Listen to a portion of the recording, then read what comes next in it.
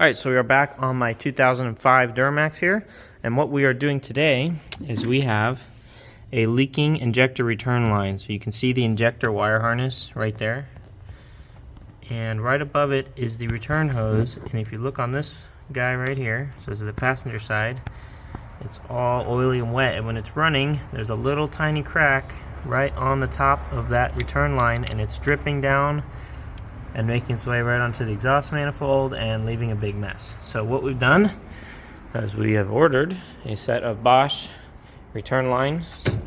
This is the, I believe this is the driver's side with the T on this one.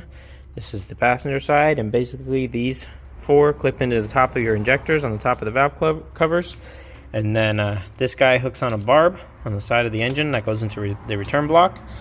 Here's the part numbers for the passenger side and the driver's side from Bosch.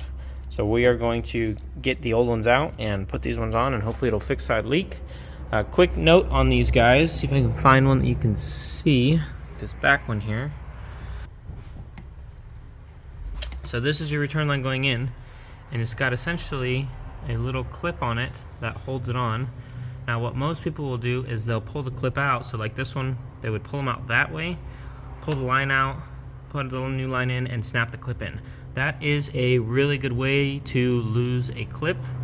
There's a lot of stuff in the way here. If you don't want to take the whole engine apart, you're going to be working around stuff. If you drop one of those clips, it is bye-bye, gone forever. So what you actually want to do, and I'll show you once I get one out how the injector is designed, but it's actually designed to push the clip in. So you push it in so it will go this way.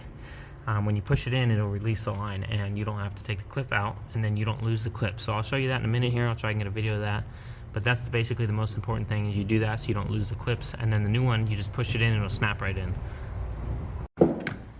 Alright, so we're on the passenger side here. We removed the fuel filter housing. It's 2 bolts, and you can just let it lay down there. You can see that gets you access to the back one, the next one up, the next one. The front one you can get at through right there. You can see the clip on it.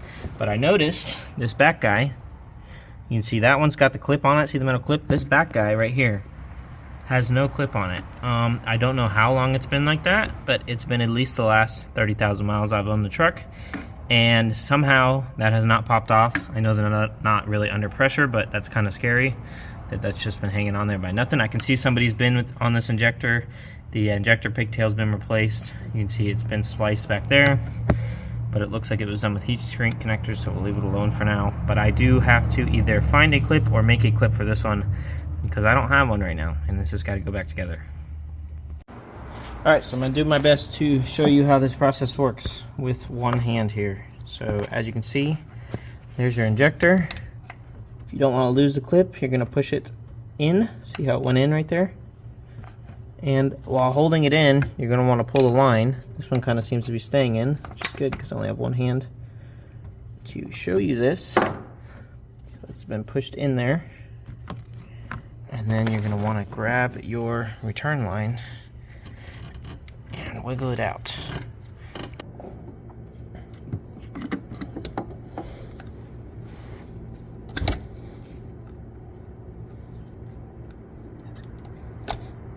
Alright, so there's that one out.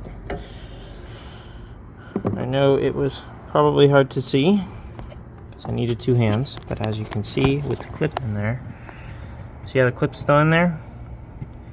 And then you'll stick the new one in and pull that clip back, and it'll lock it in, and then you don't have to worry about losing the clips. So as you can see, the injector is designed in a way that it lets the clip move in that way. So now it's spread open, and then you'll just pull it back that ways, and it'll lock the new one back in. So I'm going to go ahead and do the rest of these. Then you've got your return line, little guy, comes right up here under these hoses. See the braided hose right there under the blue one? That's the return line. It goes into this block right there. I'm just going to cut this one, pull it off, and the new one you just stick it on. Alright, so there's passenger side out. It didn't take me any more than 10 minutes to get out. As you can see right here, this is where we were leaking. You can see how dry rotted and cracked that hose is. All the O-rings came out on these except for that one. So I need to make sure that it's not in the injector, because I think it is stuck in the injector. So make sure that doesn't happen before you jam the new one in there. And then your return goes, see that barb fitting right there? It just slides right on that. And the old one, I just slid it down the side. You can't see it because it's got this stuff on it, but slice the side of the hose with a razor blade, pop it off, and then the new one, you just slide it right back on. Alright, this is what I'm going to do for the missing clip. This is the original clip I took out of that guy. The back one's missing one. This is a like GM transmission quick connect clip for a transmission cooler line. And I can pop it on and it'll go in the grooves, and these two ears grab where the two ears on this went. You will have to pull it off to get the line back out. You won't be able to push it up, but it will keep the line from coming out for now, as I don't have another clip. So that's what's going to go back on the back one. It should hold it in no problem. We'll get the new line put back on, reverse order of what we just did. The ones that still got the clips in them, which would be all of them if you weren't missing clips like me. See how the clips are still pushed forward? So you'll pop the new one in and you'll just slide that clip back so it grabs on the return line, and you're all set. Alright, so that is passenger side done. Took a little longer to put them on than take them out. Grease the O-rings. Really good on them when you put them in, or else they're real hard to get in. And as you can see, there's the transmission clip on that one. And then all the others have the normal clip back on it. I've tried pulling that one out with the clip in there. It won't come out, so that's good enough for me. I'm going to move on to the other side, but basically it's the same thing on the other side, except this return line, instead of being on the front and this hard to get spot under there, it's on the back. It's a little bit easier to get to. So I'll knock out the other side, and then we'll start it up and check for leaks, and if nothing leaks, we are all done with this. Alright, so I got the driver's side out here. As you can see, there's a line. You will have to remove the wire harness that goes across. So here's one end, there's the other end, there's a metal bracket under it. Pop the charge pipe off so you can get to the bolt on the bracket, and I was able to get all four like that without taking anything other than that off. So that's those four. As you can see, we will throw the new one on. When you take them out, check that they don't break off. Like, see, here's a good one. Here's one that broke off, so take a little screw, thread it in the plastic in the injector and pull it out, or else your new one won't go in. So that's that. We'll get the new one put on, and then I would say this side is just as difficult as the other side, probably, if not a tiny bit more.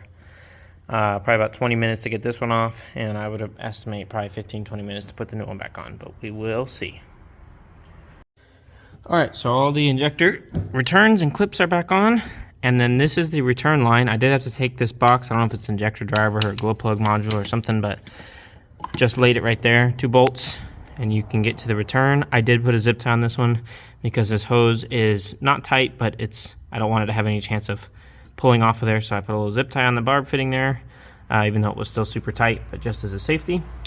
So that's everything changed. Now I'm just going to put all the pieces back on I took off and start it up, make sure nothing leaks, and we are done. Alright, so truck's been running here for about 10 minutes. I've been going around checking the tops of all the injectors, all the connections on the hoses. Everything looks perfectly dry, so we're going to leave that at that. That is how you change your return lines on your LLY Duramax, LBZ Duramax. I think this also works on the LMM. They're pretty much the same.